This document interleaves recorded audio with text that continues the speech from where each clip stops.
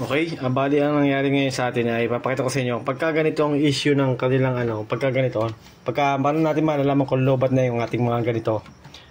Papakita ko sa inyo kung paano na malalaman. Bawa, pumindot tayo ng password. 1, 2, 3, 4, 5, 6. Yun o, nawawala na agad siya. Hindi na siya, automatic naglalak na siya. Ibig sabihin, lobat na yung ating battery nito.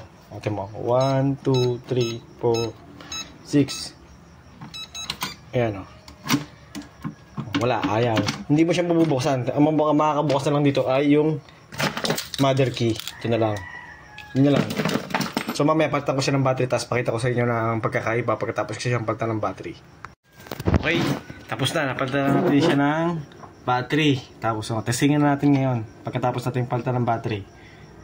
1, 2, 3, 4, 5, 6. Ito naman, yung code na ito, ipansample ko lang. Iina natin, yun, nakalak na siya matagal. Matagal siya mag-ano. May pagkakataon ka na para mabuksan siya. Yan. Yun, matagal na siya, may chance ka na. Ibig sabihin, okay na yung battery nito. Bali, sa tingin ko mga 6 months or 7 months bago ako nagpalit ng battery nito sa pulang bilhin ko. Ito, yung bolt kong ito. Ito yung lagayan ko ng mga important documents ko. Lahat, mga passport, kung ano-ano, lahat.